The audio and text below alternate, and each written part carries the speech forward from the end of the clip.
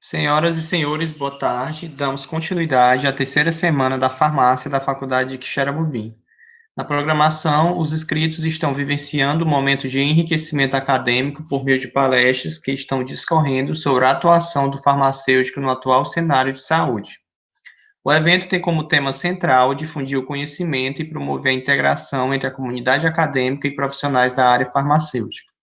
O intuito é abrir uma discussão em torno de diversas questões relacionadas à temática, com profissionais de renome, trazendo à luz questões não apenas de uma área específica, mas uma interação dinâmica e prática como um todo, na busca por soluções concretas para questões do fazer farmacêutico. Durante os dias de eventos, profissionais e acadêmicos estão tendo a oportunidade de aprimorar os conhecimentos e discutir sobre as principais diretrizes e funções do farmacêutico na sociedade contemporânea, além de permitir o intercâmbio interdisciplinar entre pesquisadores, gestores e profissionais inseridos na atenção à saúde. Toda a programação do evento está ocorrendo através da plataforma digital online, devido ao atual cenário em que estamos vivendo, e estará aberta a todos os participantes do evento. A terceira edição da Semana da Farmácia da Unic foi organizada pela coordenação do curso de graduação em farmácia, da Faculdade de Quixeramobim, Centro Acadêmico do curso de Farmácia, Dr. Glaucio Barros Saldanha, e coordenação acadêmica da Instituição de Ensino Superior.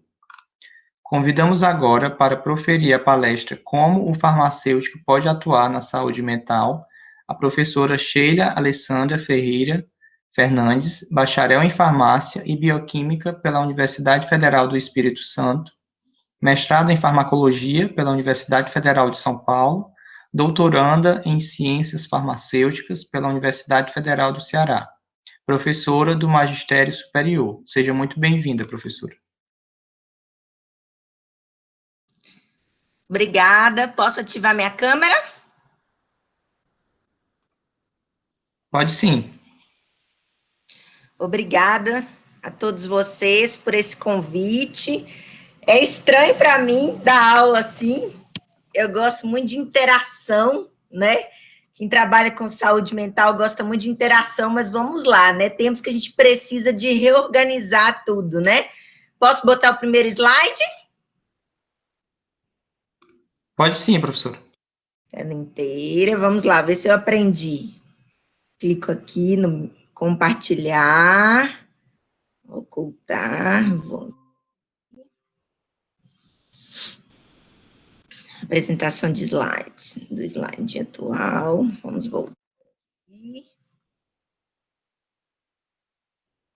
Pronto, esse é o primeiro, né? Eu posso dar um enter, tá aparecendo aí para vocês? Está sim, professora. Certo. Para mim não aparece não, né? É porque agora está minimizado, professor, o slide. Nós não estamos vendo. Tá, tudo bem. Agora estamos.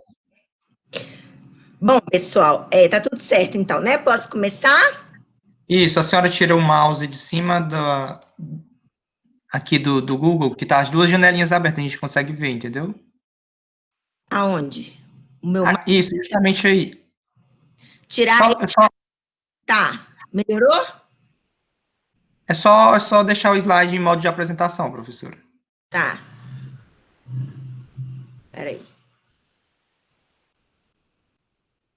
Pronto. Ficou melhor agora?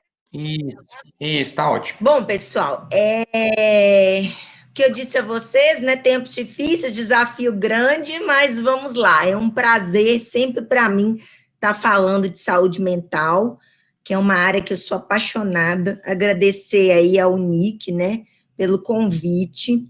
Uma área ainda muito rara para o farmacêutico, mas que é extremamente necessário. Eu tenho um probleminha comigo, que é falar pouco. Quando eu falo desse tema, que é saúde mental, né? Nós estamos aqui 5h10, né? Eu tenho 1 hora, né? Para mim, isso é muito pouco para falar de saúde mental. Porque é uma área muito ampla, mas como eu tenho 1 hora só, eu vou falar os principais pontos e vou focar nos transtornos mentais mais prevalentes, que é a depressão e os transtornos da ansiedade, ok? Depois a gente pode marcar futuramente mais algumas coisas em relação à esquizofrenia, bipolaridade, mas por enquanto eu vou focar em depressão e transtornos da ansiedade, porque nós temos pouco tempo para falar de um assunto tão amplo, tá? Ok? Mas muitas coisas que eu vou falar em relação à depressão e os transtornos da ansiedade servem de uma forma geral para o farmacêutico que quer atuar na saúde mental, ok? Tranquilo aí o som? Tranquilo? Estão me escutando? Sim, professora, tá ótimo. Ok. Bom, o que foi, então, o meu projeto de doutorado, né, que me levou a ter esse contato com os pacientes que têm transtorno mental e que me levou a dar hoje aulas, por exemplo, na Abrafarma, no Conselho Regional de Farmácia, né, o que me levou a isso foi a experiência que eu tive de 2 anos e meio no CAPS 2, aqui no município de Mossoró, no Rio Grande do Norte, né, com o meu projeto de doutorado, que foi o acompanhamento farmacoterapêutico de pacientes com depressão ou transtornos de ansiedade, tá? Eu foquei nesse grupo de pacientes porque eu tive um projeto piloto antes do projeto de doutorado, e nesse projeto piloto eu acompanhei mais de 200 consultas ao lado de um psiquiatra, de vários transtornos mentais. E daí eu vi a necessidade muito grande que a gente tinha de orientar os pacientes com depressão e transtorno de ansiedade. Não é que a gente não tenha a necessidade de trabalhar com os que têm transtorno afetivo bipolar, com os que têm esquizofrenia, pelo contrário, temos sim que trabalhar com eles. Mas, como a depressão e os transtornos da ansiedade estão entre os transtornos mais prevalentes no Brasil e no mundo, eu tinha que focar, certo? Então, no meu projeto de doutorado, eu foquei nesses pacientes com esse diagnóstico, ok? O que não quer dizer que eu não fazia educação em saúde para todos os pacientes do CAPS. Eu fazia roda de conversa, também com os que apresentavam esquizofrenia, com os que apresentavam bipolaridade. Eu dou aula teórica também de transtorno esquizoafetivo, de bipolaridade, porém o meu foco sempre foi depressão e transtorno de ansiedade, por serem os mais prevalentes no Brasil e no mundo. E por que a escolha desse tema, né? Hoje nós já sabemos que a depressão ela é a segunda causa de incapacitação mundial, tá? Atrás apenas dos distúrbios cardiovasculares. Dados aí fresquinhos da Organização Mundial da Saúde de 2017. A depressão ela é falada como o mal do século, né? Raramente vocês, farmacêuticos, como profissionais da saúde, seja lá em qual lugar estejam, se estiverem na farmácia comunitária, na farmácia hospitalar, né, ou no próprio SUS, no CAPS, ou na atenção primária, vocês vão se deparar muito com o paciente com depressão, tá? Em países de renda média baixa, como o Brasil, a maior parte das pessoas não recebem tratamento. E quando recebem tratamento, recebem de forma irracional, né? Aproximadamente metade das pessoas com esquizofrenia não tem intervenção da saúde mental. Ainda existe muito preconceito, muito estigma em relação ao tema. E esse último ponto eu acho mais importante, muitos transtornos mentais são frequentemente comórbidos com outras doenças, né? Como, por exemplo, doenças cardiovasculares ligadas a transtornos de ansiedade, diabetes ligada à depressão, isso já está comprovado na literatura. Então, tem muita gente que fala assim, eu quero fazer farmácia clínica, mas eu não gosto de saúde mental. Tudo bem, não é todo farmacêutico, não é todo profissional que vai trabalhar com a área clínica que vai ter perfil para a área da saúde mental específica, mas você tem que, pelo menos, ter uma noção do que fazer com aquele paciente. Porque nós somos o quê? O ser humano, ele é holístico, ele é integral, ele é um todo. Então, você não pode dividir, fatiar o paciente, né? Eu vou fazer ali um acompanhamento farmacoterapêutico na área cardiovascular e na área da diabetes, mas a saúde mental eu vou deixar de lado. Não, você tem que ter pelo menos uma ideia do que fazer, para onde encaminhar. Porque as doenças cardiovasculares, a diabetes, são altamente comórbidas, andam junto com a depressão e com os transtornos da ansiedade, ok? Principalmente a hipertensão com transtorno da ansiedade e principalmente a diabetes com a depressão, tá? E aí vem, quem vem primeiro, o ovo ou a galinha, né? Que surgiu primeiro, a diabetes ou a depressão? né? Existem vários N estudos aí, até hoje não se sabe quem surge primeiro. Pode ser que a diabetes, o próprio estado da diabetes, gere um estado depressivo, na maior parte dos pacientes, como também pode ser que a depressão gere a diabetes, visto que ambos são estados inflamatórios, ok? Bom, o Brasil, ele é o país mais deprimido da América Latina, aponta a Organização Mundial da Saúde, e isso nós estamos falando de diagnóstico. Se a gente pensar que o nosso sistema de saúde muitas vezes não funciona muito bem e que nós temos subdiagnósticos, a gente pode refletir que esses índices devem ser muito maiores do que realmente o são, né, na estatística oficial.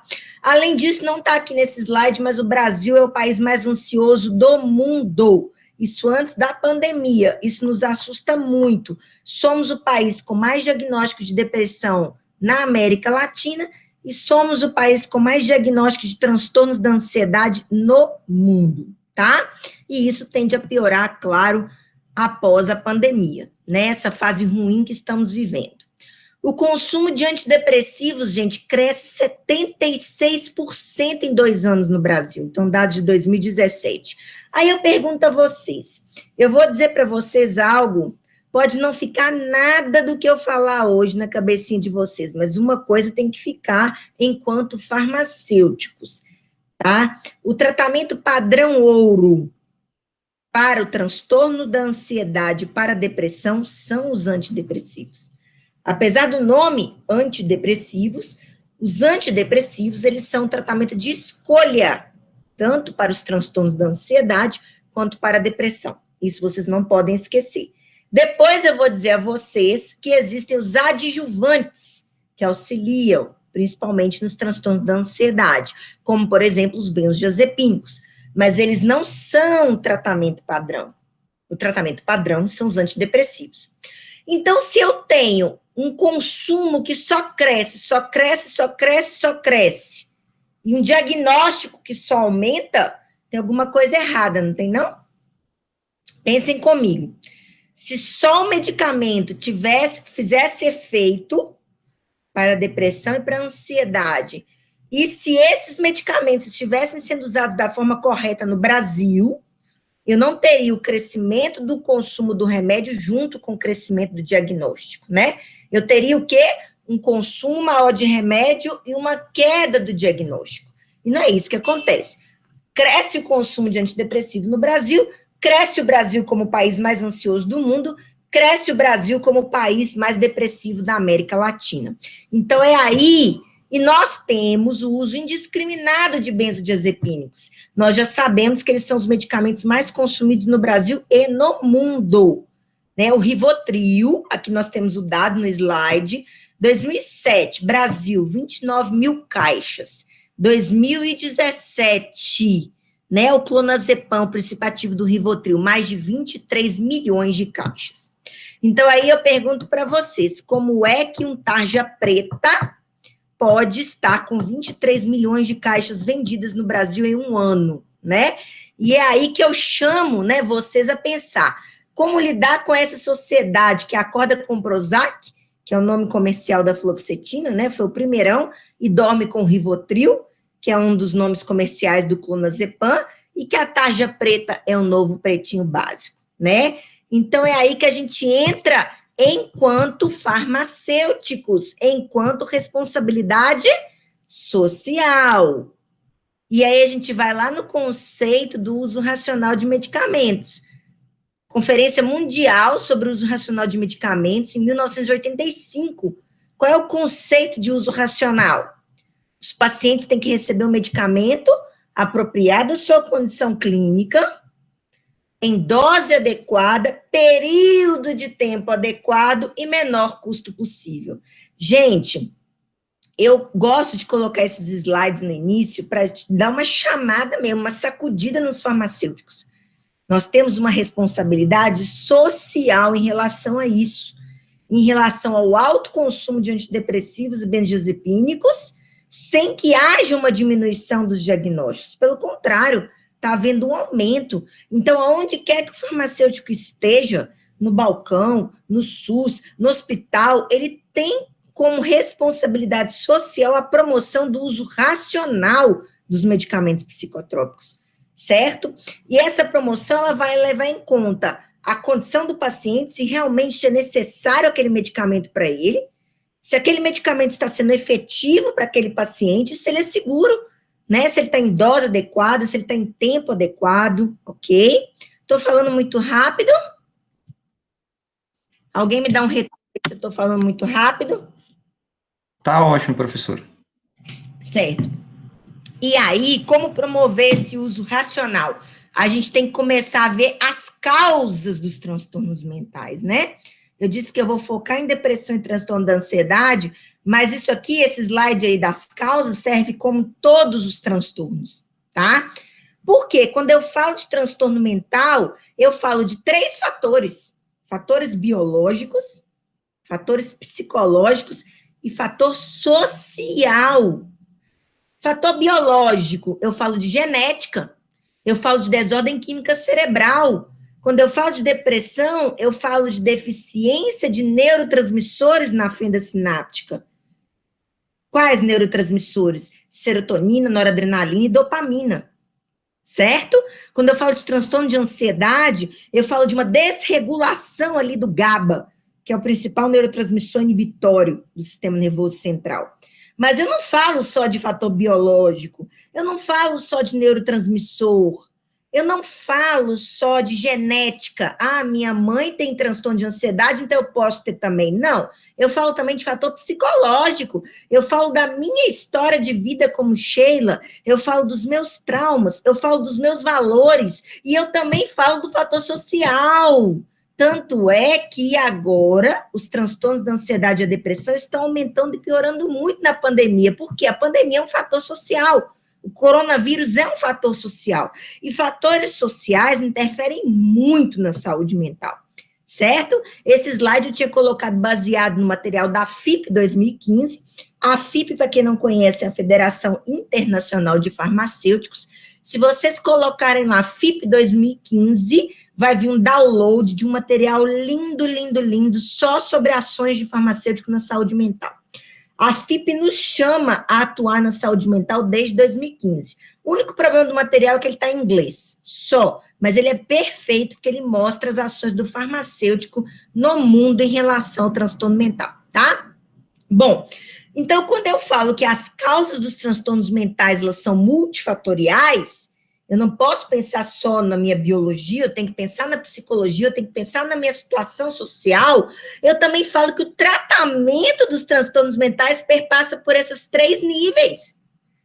Então, vocês concordam comigo que o medicamento antidepressivo, ele é um medicamento padrão, ele é um medicamento de escolha para depressão e transtornos da ansiedade. Foi isso que eu falei no início da aula de hoje. Porém, se eu focar só no medicamento, eu vou estar focando só na coluna do fator biológico. Então, eu costumo dizer o seguinte: o medicamento, ele é o pilar central do tratamento do transtorno mental. É, sim, muito importante. Mas existem pilares, acessórios, não farmacológicos, que eu preciso incentivar também o meu paciente a seguir. Por exemplo, a terapia psicológica, né? A espiritualidade, a prática de atividade física, porque tudo isso perpassa a área psicológica e a área social.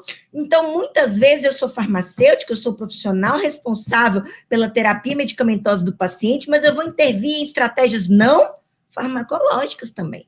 E tenho que intervir, porque as causas dos transtornos mentais são multifatoriais e o tratamento do transtorno mental também tem que ser multifatorial.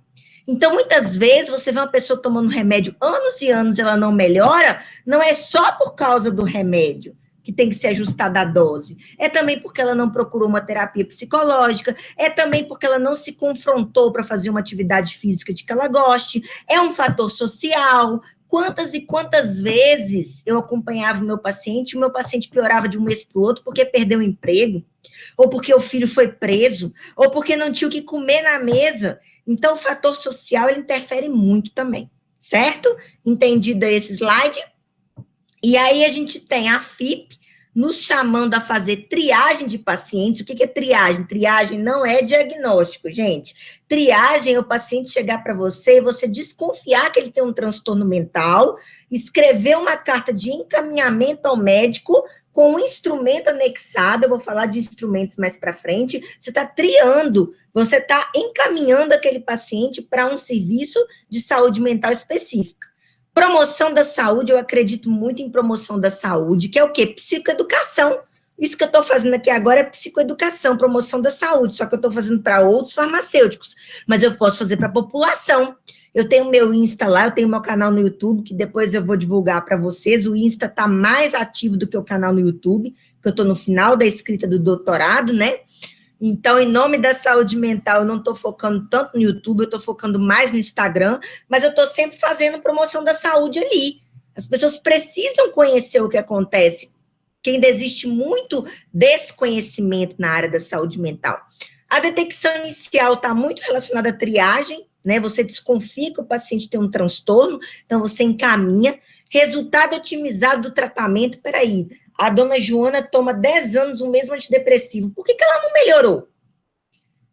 Ela pode estar com inefetividade devido à dose, na psiquiatria a gente tem muito ajuste de dose, né? Ela pode não estar aderindo. Na psiquiatria a gente tem muito problema de adesão, certo? Educação, que passa também pela promoção da saúde. Políticas públicas, a gente quase não trabalha nessa área. Colaboração prática interprofissional, lá no meu Instagram tem um exemplo lindo de colaboração prática interprofissional com a professora Valerie. Eu salvei no meu IGTV ontem, a nossa live. Ela está fazendo um trabalho lindo na UFPB, na Universidade Federal da Paraíba, aqui pertinho da gente. Ela já atendeu mais de 500 portadores de transtornos mentais lá. Então, ela está fazendo uma colaboração prática interprofissional. E pesquisa, que é o que eu faço, né? Escrevendo aí agora os artigos, a tese em saúde mental. Então, a FIPA, esse material da FIPA, ele nos chama para isso tudo, ok? Bom, a gente não é um profissional que diagnostica, mas a gente tem que ter uma ideia de que existem duas classificações de diagnósticos na área dos transtornos mentais. Uma delas é de acordo com o Manual Diagnóstico e Estatístico de Transtornos Mentais da Associação Psiquiátrica Americana, o famoso DSM, né, que todo mundo já ouviu falar, e o outro é o CID, que antes era CID-10 e que agora é CID-11, certo?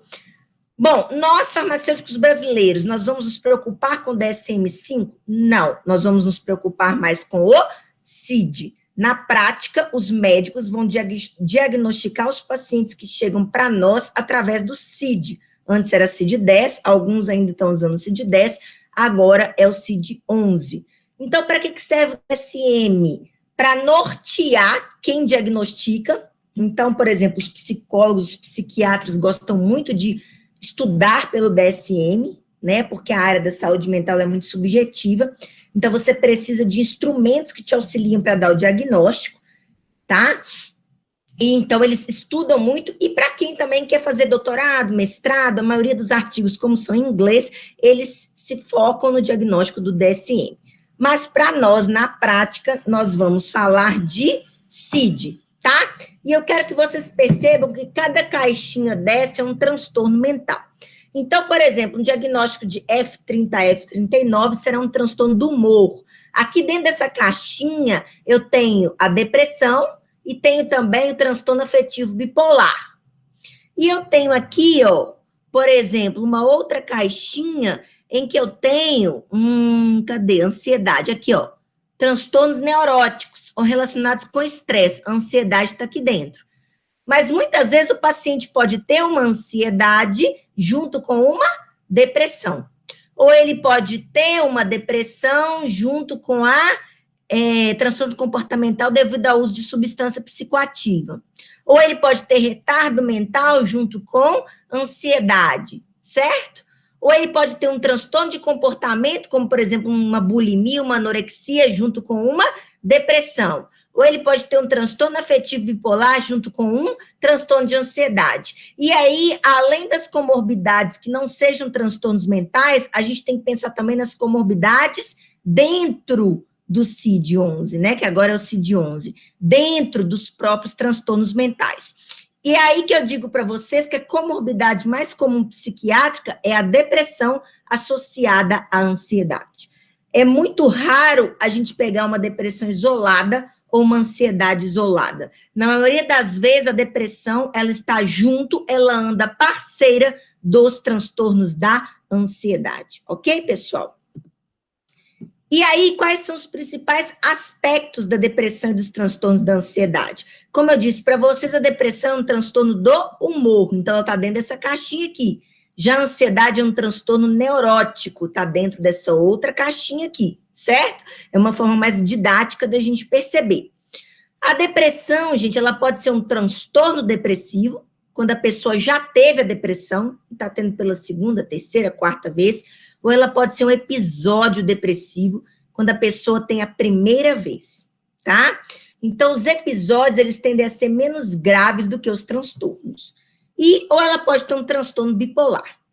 E é uma comorbidade comum com a ansiedade. Os transtornos da ansiedade, eles podem ser ansiedade generalizada, o famoso TAG, pode ser pânico, o toque, que antes era classificado como um tipo de transtorno da ansiedade, e no CID-11 já não é mais, é um transtorno à parte, um transtorno de ansiedade social, um transtorno de estresse pós-traumático, todos esses são tipos de transtorno de ansiedade, tá? Bom, e aí qual é o medicamento padrão de escolha para ansiedade e depressão?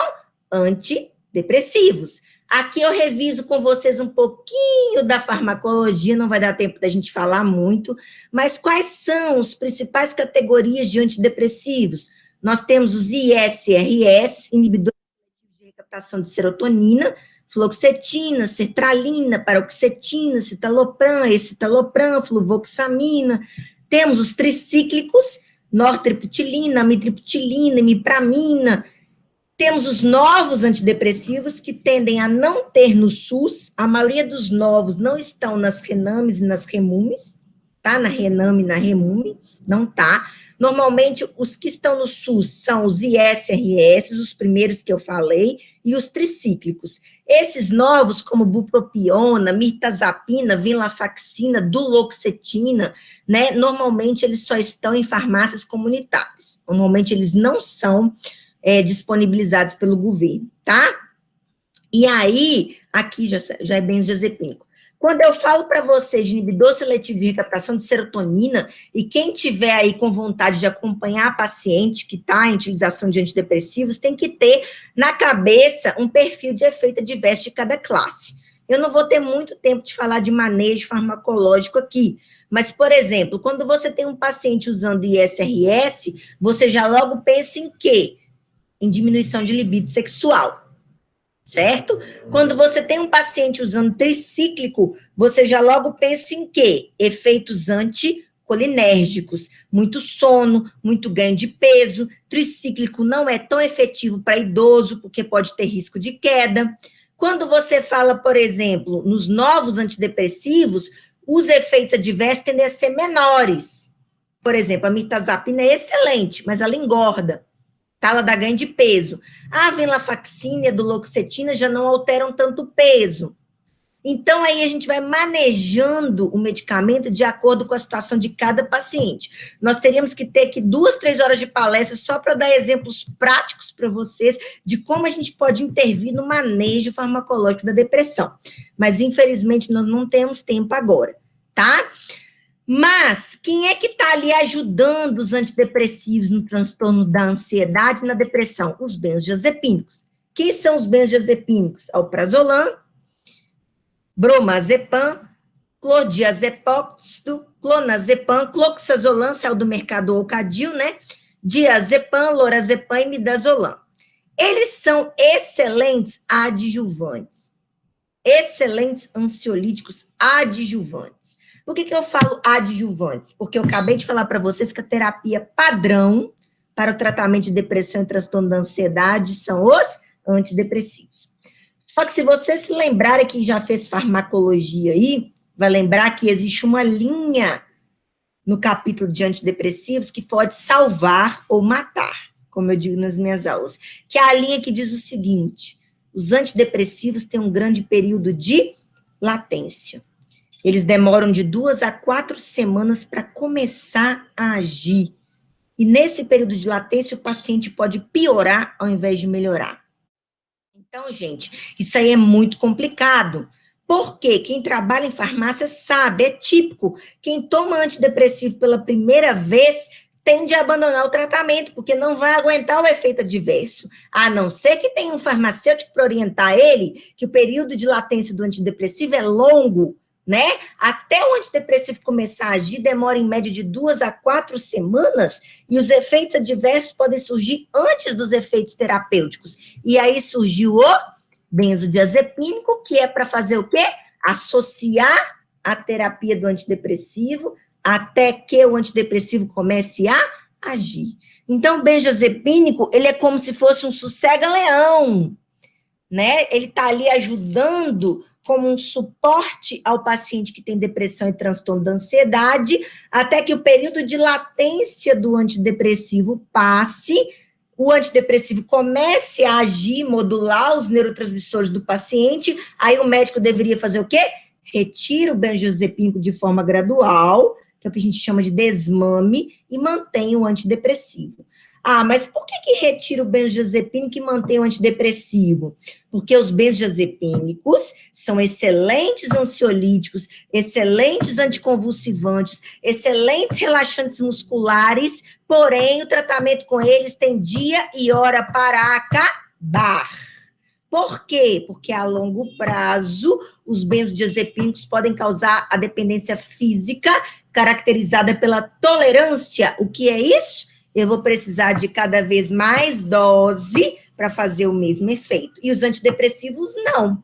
Os antidepressivos, eles não causam dependência física. Isso é uma confusão muito grande, porque o paciente chega achando o contrário. Ele acha que ele tem que tirar a fluoxetina e que ele tem que tomar o Rivotril sozinho.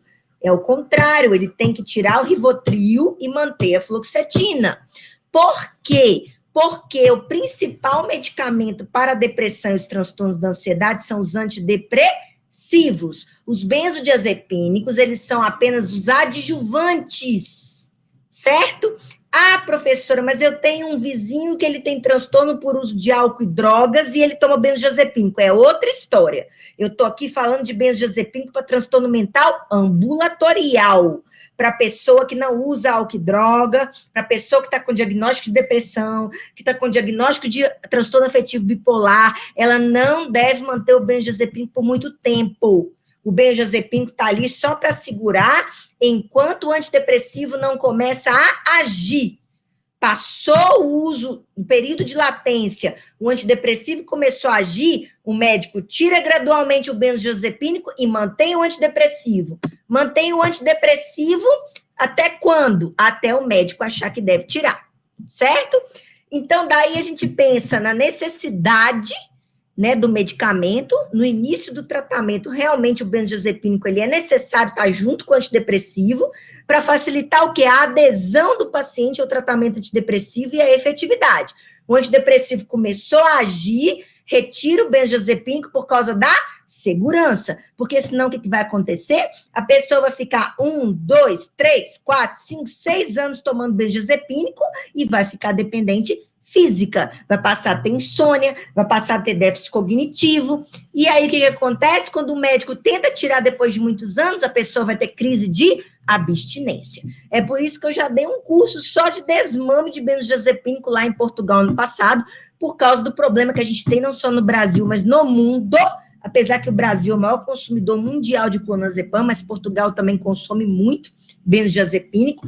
Por algum motivo, o paciente continua o benzodiazepínico, motivos X, né? Ou não volta ao médico, ou o médico não tira, ou ele acha que o médico está falando besteira e ele vai tirar o antidepressivo e vai manter o benzodiazepínico, e aí ele desenvolve um quadro de dependência física caracterizado pela tolerância, e é aí que o farmacêutico entra, né, na necessidade de intervir, primeiro com a psicoeducação, explicando, depois, né, ajudando no desmame aí do benzodiazepínico, ok?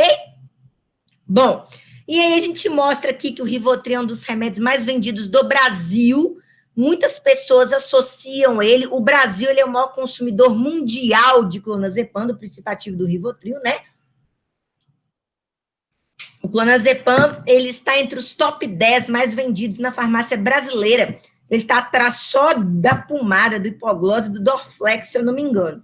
Aí eu pergunto a vocês, futuros farmacêuticos, como é que um tarja preta pode estar entre os top 10 de uma farmácia?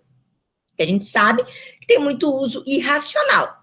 E, além disso, o benzodiazepínico ele não deveria ser prescrito para idosos. Hoje mesmo, eu estava conversando com uma colega farmacêutica, a avó dela, de 90 anos, estava dependente de alprazolam. Pasmem. Por quê? Por causa do risco de queda, né? Os critérios de Beers americanos, eles proscrevem, é proscrito, é proibido a gente dar benzodiazepínico para idoso, tá? Ah, mas vai dormir com o quê? Vai dormir com outra coisa, com antidepressivo. Ah, mas vai segurar o período de latência com o quê? Vai segurar de outra forma, mas não pode, ok? Então, a gente sabe que para o farmacêutico atuar na saúde mental, ele tem que ter um conhecimento farmacológico, mas ele tem que conhecer também habilidades específicas. Por exemplo, habilidade de comunicação, né? Quando você vai atender um paciente com transtorno mental, você tem que ter um estreito vínculo terapêutico com ele. Você não pode ter estigma, você não pode ter preconceito, você tem que ter um mantra. Eu tenho que melhorar a qualidade de vida do meu paciente, não importa o que ele seja, no que ele creia, o transtorno que ele tenha, certo? E um grande problema que a gente tem na saúde mental é a adesão ao tratamento, principalmente por causa dos efeitos adversos, e se a gente for pensar em antidepressivo, por causa do grande período de latência. O que estava acontecendo outro dia? Eu vou dar um exemplo prático aqui para vocês perceberem. Eu estava com uma colega enfermeira que a mãe dela estava com um transtorno de ansiedade horrível, agora na época da pandemia. Aí a filha toma fluoxetina. A filha falou para a mãe, porque cargas d'água não foi a nenhum médico, resolveu tomar fluoxetina por conta própria. O cardiologista, sabendo, fez o correto, falou, olha, a senhora não vai aguentar o período de latência da fluoxetina, que é muito alto. A senhora vai passar mal, então eu vou dar 2 caixas para a senhora de Rivotril, a senhora vai tomar 2 caixas e vai parar e vai continuar só a fluoxetina. Certíssimo. O Rivotril estava ali só como um adjuvante até a fluoxetina começar a fazer efeito. Fluoxetina começou a fazer efeito, para o Rivotril, continua a fluoxetina. Ah, ela pode parar de uma vez? Pode, porque no caso dela é pouco tempo. Só não se consegue parar de uma vez o benzodiazepínico quando se usa muito tempo.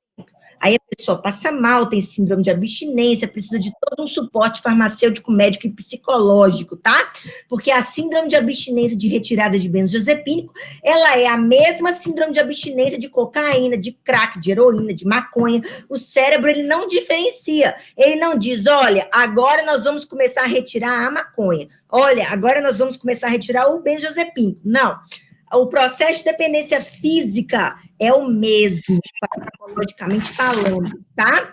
Aí, o que acontece? Então, nós temos um grande problema para retirar aquele medicamento. Voltando ao caso lá da moça que eu estava falando para vocês. A mãe dela começou a passar mal, mesmo com benzodiazepínico, cismou com fluoxetina, tirou a fluoxetina, ficou só com Rivotril.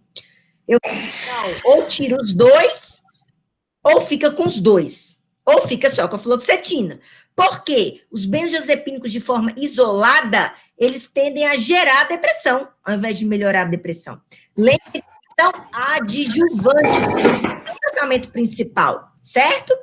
Bom, então a gente tem o problema de adesão, a gente tem os efeitos adversos dos medicamentos. Eu não tenho tempo de falar aqui agora, mas transtorno afetivo bipolar, o padrão ouro para o tratamento do transtorno afetivo bipolar é estabilizador de humor, lítio, ácido valproico, e todos eles dão um imenso ganho de peso. As mulheres, a taxa de abandono de tratamento de transtorno afetivo bipolar por causa de ganho de peso é imenso.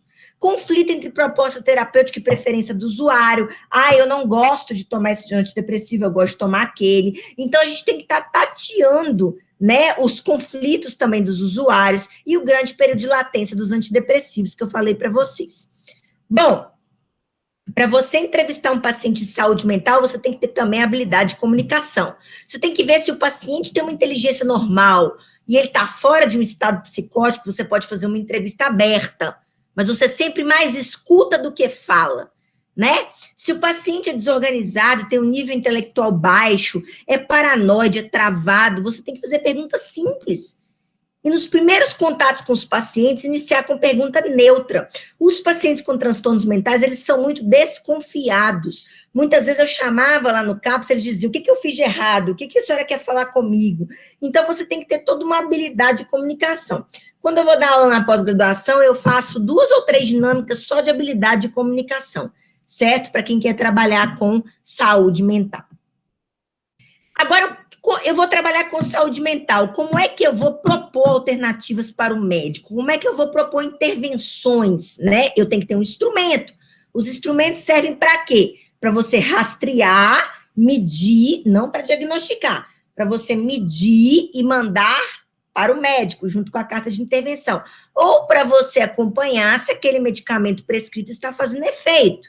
E aí, por exemplo, vamos dar uns exemplos aí de adesão, né? A gente tem formulários para poder medir adesão, como, por exemplo, o MORISC, que eu usei no meu doutorado, tá? Hoje em dia existem específicos para medir adesão em saúde mental. Depressão e ansiedade, eu vou mostrar para vocês quais instrumentos a gente pode usar. Então, quando vocês se formarem no balcão da farmácia, ou seja, lá no SUS, se vocês escolherem alguns pacientes para acompanhar se o medicamento está sendo efetivo, está sendo seguro, e você quer observar, quer ter uma medida de instrumento, de número, se ele está melhorando ou não, você pode usar os instrumentos que eu vou falar aqui. Também existem instrumentos de qualidade de vida, de satisfação com serviços farmacêuticos, tá? Aqui, ó, eu mostro para vocês uma coisa que ajuda muito na adesão e que, infelizmente, no Brasil a gente quase não tem, por custo, que são os organizadores de comprimidos, os blisters, né? Aqui tem algumas marcas de alguns fornecedores, quem vai ter aí farmácia particular pode se utilizar disso daí para os pacientes. É muito massa. Você já organiza semanalmente para o paciente o que ele vai tomar de manhã, almoço, tarde e noite. Isso favorece muito a adesão. Uma coisa simples que favorece muito a adesão, que eu usei muito no CAPS, foram os calendários posológicos. Eu escrevia para o paciente como é que ele deveria tomar o remédio. Isso para a gente parece simples, mas para o paciente faz uma diferença extrema na vida dele, tá? Então, aqui eu estou mostrando para vocês alguns instrumentos para facilitar a adesão, né, à terapia medicamentosa. Eu tenho também alguns aplicativos para celular e tablet que lembram dos horários, né, lembrete de medicamentos, caixa de remédios, hora do medicamento, que são bastante efetivos também. Em relação à depressão, eu tenho esses 2 instrumentos, eu gosto muito desse PHQ9, você digita no Google, baixa, imprime e faz. Ah, mas o médico não vai achar ruim comigo? Não. Por que o médico não vai achar ruim? Porque o PHQ9, ele não é um instrumento de diagnóstico, ele é um instrumento de rastreio e de acompanhamento. Então, se você fez esse instrumento e percebeu que ele está alto, tem grande chance do seu paciente estar com depressão. Você pode mandá-lo, encaminhá-lo ao médico e com o instrumento anexado à carta de intervenção. Não há problema algum. Aqui eu tenho, olha, como que o PHQ9 ele é fácil de ser usado. Olha, você vai perguntar, fazer essas perguntas para o paciente, está disponível no Google, tá, pessoal? Tem 9 perguntas, e você vai perguntar durante os últimos 15 dias se o paciente teve isso nenhuma vez, vários dias, mais da metade dos dias ou quase todos os dias, e baseado no score total, você vai ver se ele tem grande chance de ter depressão maior, depressão leve, depressão menor, e aí vai te dar subsídio quantitativo para você encaminhar, ou se você estiver acompanhando um paciente que está tomando antidepressivo há muitos anos, e ele não abaixa o índice dele de PHQ9, alguma coisa está errada. Então, você vai pensar em falta de adesão, ou em ter que aumentar a dose do medicamento, e assim por diante. Em relação à ansiedade, a gente pode usar esse instrumentozinho também, esse questionáriozinho, que é o Ansiedade Beck, que também serve para rastreio, para acompanhamento, que também está disponível no Google, tá? Você pode também fazer o Ansiedade Beck para os transtornos da ansiedade. Então, são instrumentos, aqui eu tenho algumas escalas que você pode usar com os pacientes, se ele estiver desmamando benzodiazepínico, para saber se o desmame está sendo de forma efetiva, ou se ele está tendo muita síndrome de abstinência. Então, todos esses são formulários que a gente tem, que a gente pode tomar, né, posse desses formulários dentro do balcão da farmácia comunitária, ou no SUS, ou seja lá no CAPS, na atenção primária, para que você tenha números, porque como a saúde mental é muito subjetiva, o que acontece? Você tem que ter número para saber se o medicamento está funcionando ou não. né? Você não pode se basear só no que o paciente fala. E você tem que ter número também para que você possa encaminhar esse paciente ao profissional adequado, ok? Então, eu vou dar um exemplo para vocês. Por exemplo, lá no CAPS eu acompanhava com esse instrumento de transtorno da ansiedade, com esse instrumento de depressão, e eu acompanhava durante 4 meses, e eu ia medindo se estava melhorando ou não. É claro que se um paciente está tomando um antidepressivo na dose certa, se ele está aderindo legal ao tratamento, ele tende a melhorar. Se ele não está melhorando, eu preciso ajustar a dose dele ou trocar o antidepressivo, entendem? Então, esses instrumentos, eles me deixam mais, assim, a par de como eu vou intervir. É claro que a gente não pode se esquecer que eu posso intervir na estratégia farmacológica e devo, através dos instrumentos, da carta de encaminhamento ao médico, mas eu também posso intervir nas estratégias não farmacológicas. Eu posso estimular a atividade física, eu posso mostrar a importância da atividade física, da terapia psicológica para o paciente, eu posso até encaminhá-lo ao psicólogo. Ontem, na live de Valerie, sabe o que o pessoal da UFPB está fazendo? Os estudantes, vão lá, gente, depois eu vou deixar meu Insta aqui, tá lá no IGTV, fantástico o trabalho que eles estão fazendo, uma coisa prática. Eles pegaram todas as clínicas populares de psicologia de João Pessoa, que atendem as pessoas até R$ 20, os psicólogos, e deram os telefones para os pacientes. Olha que fantástico. Estratégia não farmacológica, estimulando, encaminhando, né, para que os pacientes possam ter acesso ao tratamento psicológico, visto que o tratamento psicológico dentro da universidade está muito restrito agora em tempo de pandemia, né? Então, é a gente pegar o limão e ir fazendo a limonada, a gente ir trabalhando com o que a gente tem. E para a gente finalizar, para a gente abrir para as dúvidas, a gente pode falar muito da mudança de paradigma da nossa profissão farmacêutica, né? Com a resolução do Conselho Federal de Farmácia, 585 de 2013 e 586, e a Lei Federal número 13021, a gente passou daquele paradigma técnico para um paradigma social. Nós evoluímos na nossa profissão. Nós estamos num momento de transição, num momento de mudança, de dignificação na nossa atividade, de resgate da relação farmacêutico-paciente. Então, a gente tem que aproveitar esse momento ímpar, único, né? E, para isso, a gente tem que superar os desafios existentes e promover para o paciente o quê? Qualidade de vida, resultado seguro e efetivo. Se a gente não fizer isso, a gente não consegue dignificar a nossa profissão. Né? Então, o que, por exemplo, a doutora Valerie está fazendo em saúde mental no ambulatório da UFPB, o que eu fiz no CAPS, tudo isso são coisas práticas que vão ficar com resultados consistentes para que a gente faça a mudança de paradigma da nossa profissão, para que a gente supere os desafios e para que a gente promova resultado seguro e efetivo. Porque a gente sabe que seja lá qualquer método de farmácia clínica e acompanhamento que vocês forem fazer de paciente, a gente tem que ter sempre em mente o quê? A qualidade de vida do próprio paciente. A terapia racional do próprio paciente. Não é para o meu ego, Sheila, não. É para a qualidade de vida do paciente, sempre promovendo uma terapia racional do paciente, certo? Seja por intervenções farmacológicas ou não farmacológicas. E aí aqui eu não estou mais com Face, tá?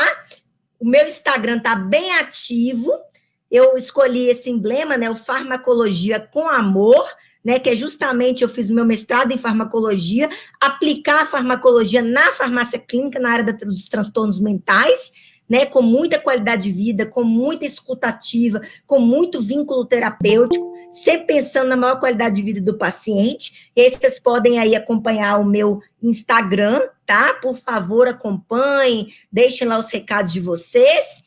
E eu tenho também um canal no YouTube, que é o Farmacologia com Amor. Eu tenho vários vídeos lá falando de benzodiazepínicos, de desmame, de antidepressivo. São vídeos mais antigos, porque eu estou escrevendo os 3 artigos do doutorado, fazendo homeschooling com as crianças, mas tem muita coisa legal lá, ok? E aqui eu queria finalizar com essa frase de Jung, que é um psicólogo que eu admiro bastante, que ele dizia, né? Conheça todas as teorias, domine todas as técnicas, mas ao tocar uma alma humana, seja apenas outra alma humana. Então, quem quer fazer aí farmácia clínica, tem que pensar na qualidade de vida do paciente.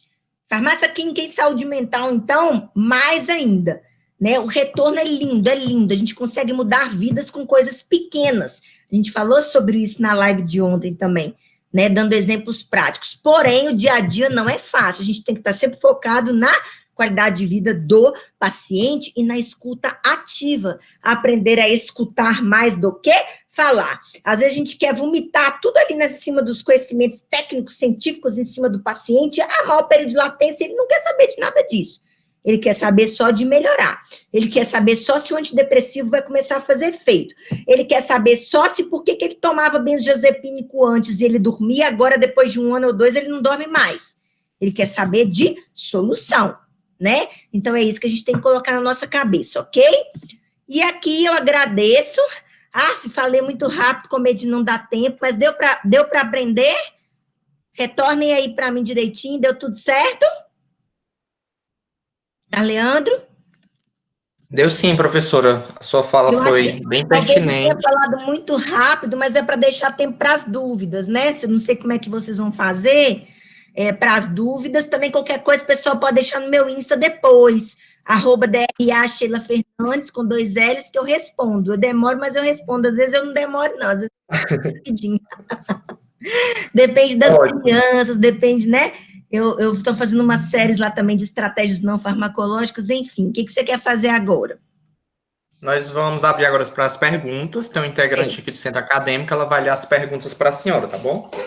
Eu posso manter o meu microfone, né? Pode sim, a senhora pode encerrar a apresentação, fica só com o vídeo da senhora. Vou encerrar aqui então. Pronto, melhor, né?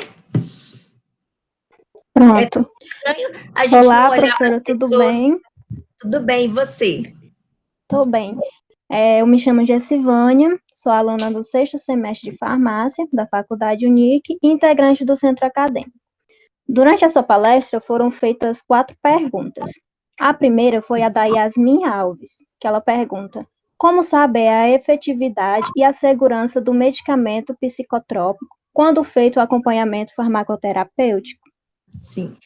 Posso já responder? Uma de cada vez? Pode sim.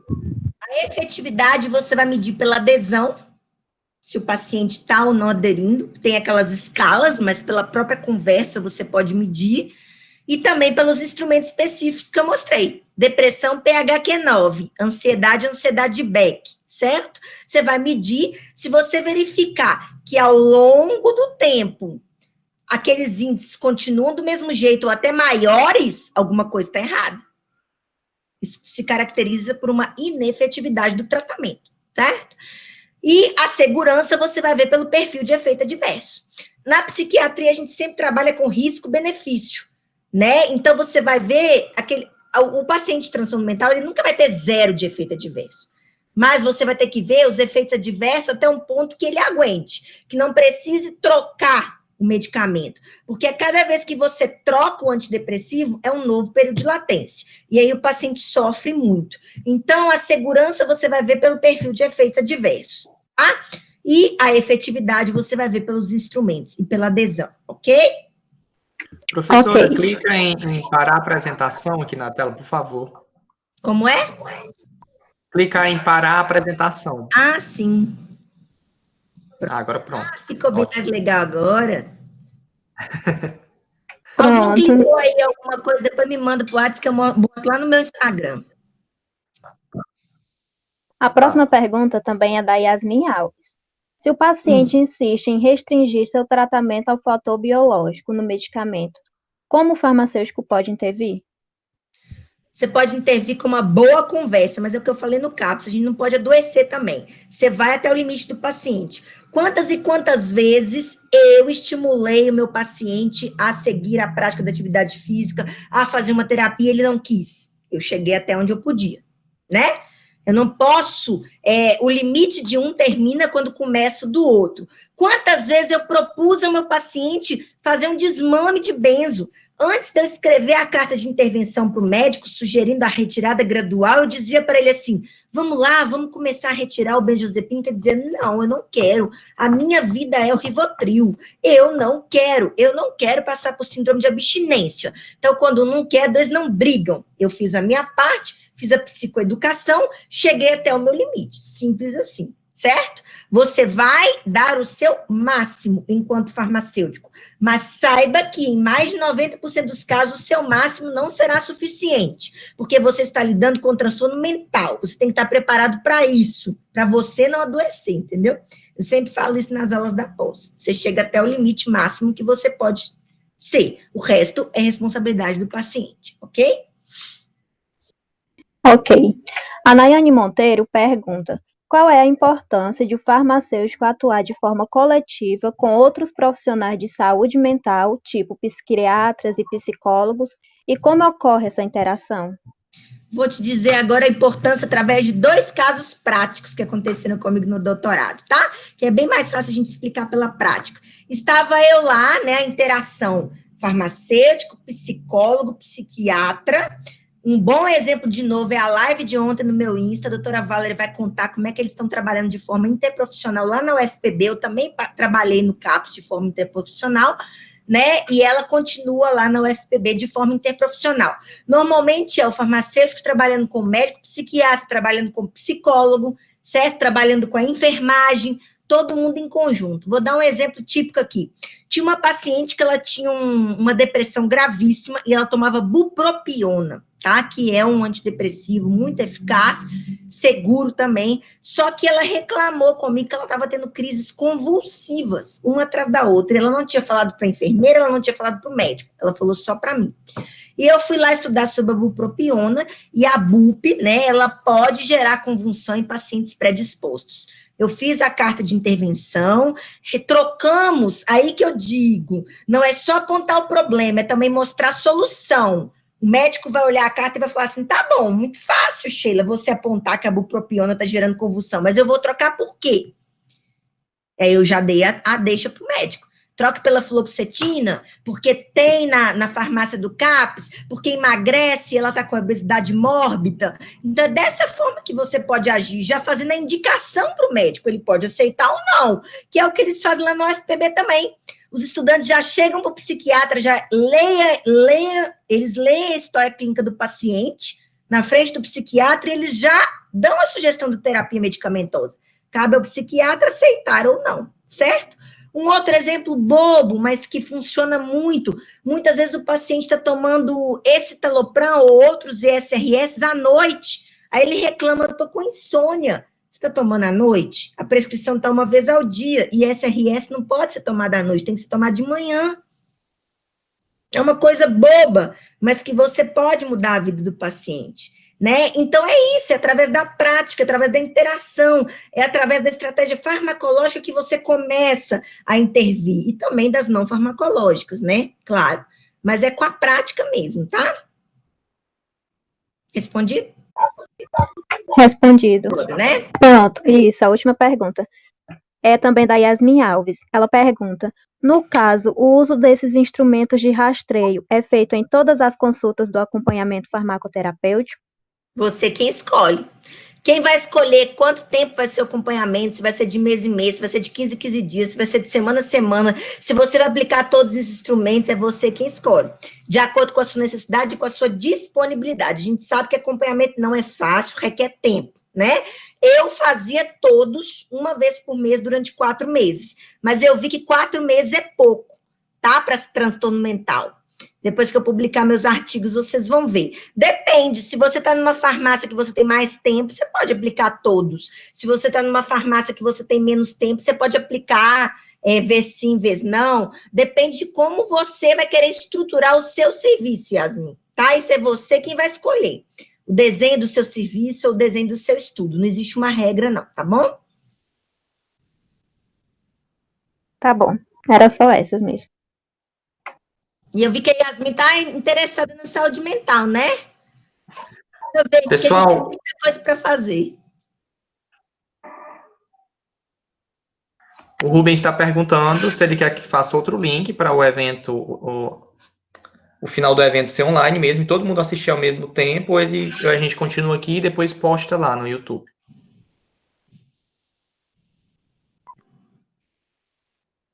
Eu acho que seria bom continuar e postar depois no YouTube. Eu também acho mais interessante, porque todo mundo sai e depois entrar em outra sala. Isso. Carleandro, continua aqui, depois posta. Pronto.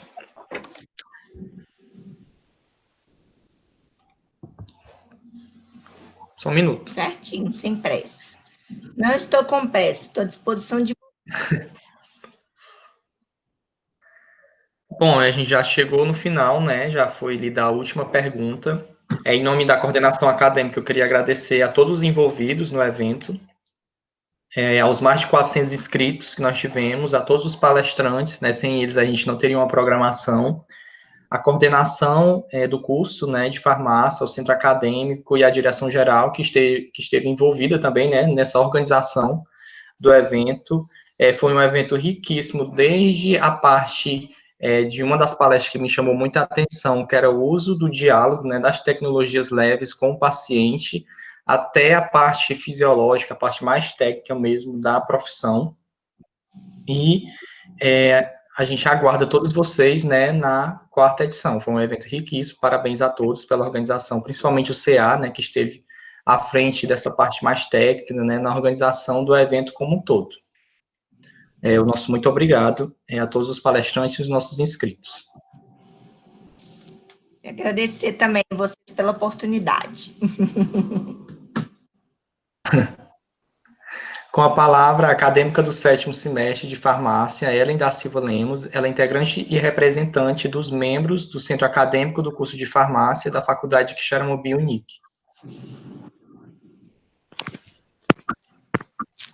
Boa noite, Carleandro. Eu gostaria de agradecer a oportunidade de estar me pronunciando aqui. Gostaria também de agradecer a coordenação do curso de farmácia, no nome do Dr. Glaucio. Gostaria de agradecer a coordenação acadêmica, no nome de Carleandro. Gostaria de agradecer a todos os membros do centro acadêmico e também a equipe da Unic por todo o empenho e dedicação durante este evento. Gostaria de agradecer aos nossos palestrantes, né, que se disponibilizaram e tiveram todo o cuidado na preparação dos temas aqui, temas relevantes e trazendo o que tem de mais atual no mercado para a gente. Gostaria também de agradecer aos nossos participantes, aos nossos inscritos, por toda a participação que eles tiveram, com todo o afinco. E eu acredito que foi um evento bastante proveitoso, que deu para a gente se aprofundar bem nos temas, em todas as experiências, né, que foram compartilhadas aqui durante esses 3 dias. Mas é só isso. O meu muito obrigada e eu passo a palavra novamente para o Carleandro. E antes de prosseguir, outra peça-chave, né, também para que esse evento acontecesse foram os nossos TIs, né, o design também, o Rubens na transmissão online para o YouTube, e o design também com as artes, né, do evento. Foram profissionais também importantes durante a programação. Vamos agora o coordenador do curso de farmácia, o professor Dr. Glaucio Barros Saldanha.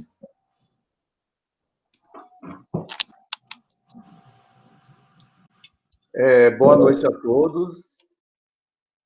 Encerramos a 3ª semana de farmácia da Unic. Inicialmente, agradecendo a todos os envolvidos na comissão organizadora, especialmente ao CA de Farmácia e ao nosso coordenador acadêmico, professor Carleandro, a quem deu todo o suporte para o sucesso deste evento. Além, óbvio, da direção geral e acadêmica dessa nossa IES, que é a Faculdade de Quixeramobim. Quero agradecer ainda aos nossos palestrantes, né, pelas belíssimas e brilhantes palestras proferidas, né, a única que eu não tinha conhecimento da escolha e que foi uma palestra brilhante foi a doutora Sheila, a qual eu agradeço pessoalmente. Obrigada. Quero parabenizar a todos os acadêmicos de farmácia, especialmente os da Unic, por estarem atentos ao aproveitamento dos conteúdos ministrados. A gente viu que, no decorrer, sempre tinha presente muitos acadêmicos aqui da Unic, tá bom? E, por fim, eu quero agradecer a todos os envolvidos nesse momento e espero que todos saiam daqui com o maior aprendizado, que possam melhorar as nossas vidas enquanto acadêmicos e profissionais farmacêuticos. E aqui encerro a nossa 3ª edição da Semana da Farmácia, que dessa vez ela foi atípica, né? Ela foi de modo remoto, o que das outras vezes ela sempre foi de forma presencial. E meu muito obrigado a todos. Nós agradecemos a fala do coordenador do curso de farmácia e para prestar seus agradecimentos, o diretor acadêmico da Faculdade de Xaramubim, professor doutor Bruno Pontes da Costa. Então, nesse momento, me fazendo presente, né, virtualmente, agradecer também, né, a doutora Sheila pela palestra, né, de forma maravilhosa, e parabenizar, né, o nosso coordenador de forma brilhante, o professor Glaucio, mais uma vez, um evento que termina com maestria, do princípio ao fim.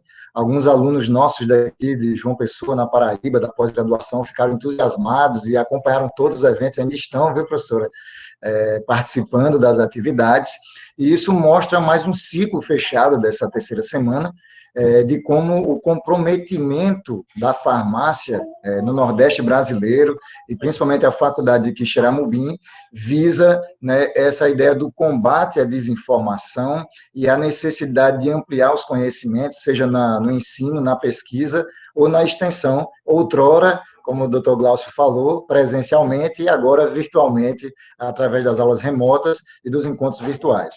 Eu quero parabenizar todos os participantes também, de forma majestosa, todo o centro acadêmico, né, com os alunos da instituição, ficaram imbuídos e incumbidos de várias atividades, coordenadas aí pelo Carlos Leandro, nosso coordenador acadêmico, né, e fizeram com que tudo isso abrilhantasse, né, mais um evento da instituição, e eu tenho certeza que já estaremos ansiosos para a próxima edição, né, que vai ter outros debates, outras posturas. Diante de tudo isso, durante também esse período de muitas mudanças, que esse aprendizado da farmácia possa nos trazer também algumas novas possibilidades de cura também da nossa alma, né, e da nossa mente, da nossa saúde mental, que a gente tanto precisa nesses momentos de dificuldade. Então, parabenizo a todos os estudantes, professores, profissionais de farmácia que estiveram envolvidos direta e indiretamente, e que a gente possa contar com vocês logo em breve, e que vocês cresçam com a gente, cresçam com a UNIC, e até em breve. Nós agradecemos a fala do diretor acadêmico da instituição para prestar agora seus agradecimentos à diretora-geral do Grupo UNIC, a professora Luísa Costa Luna Freire. Boa noite a todos. Eu gostaria de saudar essa equipe em nome da nossa última palestrante, a professora Sheila, que fechou com chave de ouro, né, este evento, e dizer que estamos todos maravilhados com essa semana, essa terceira semana, né, da farmácia. Foi simplesmente, como todos já falaram, brilhante, né, mas foi magnífica. Parabéns, doutor Glaucio, parabéns, CA, parabéns, alunos, enfim, a todos os palestrantes. Queremos aqui agradecer imensamente pelo convite e pela prestação, né, do compromisso e do transferir aí todo esse conhecimento para nós. Dr. Glaucio que disse que reforçou que os nossos eventos eles são presenciais, mas eu diria que não diminuiu nem 1 milímetro, né, o trabalho de realizar um evento desse porte, mas aumentou em muito o número de pessoas que foram alcançadas agora com este evento. Então, nós, né, da gestão, ficamos muito felizes por, mais uma vez, realizar o nosso trabalho, o nosso papel de educação, e aí fechando a nossa tríade de ensino, pesquisa e extensão, que nós estamos cumprindo muito bem ultimamente, né?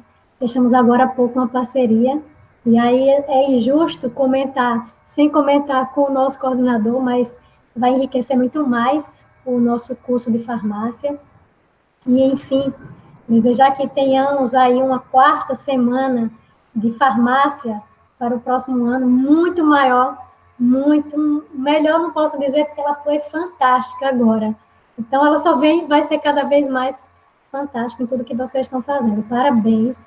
E estamos todos muito orgulhosos de toda a equipe e de vocês, participantes, inscritos, enfim, de alunos, que daqui a pouco profissionais.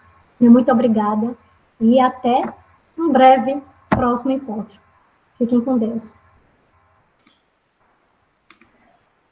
organização da terceira edição da Semana da Farmácia agradece a todos os que prestigiaram o nosso evento. Foi uma honra tê-los durante os dias. Declaramos encerrada a semana. Tenham todos uma boa noite.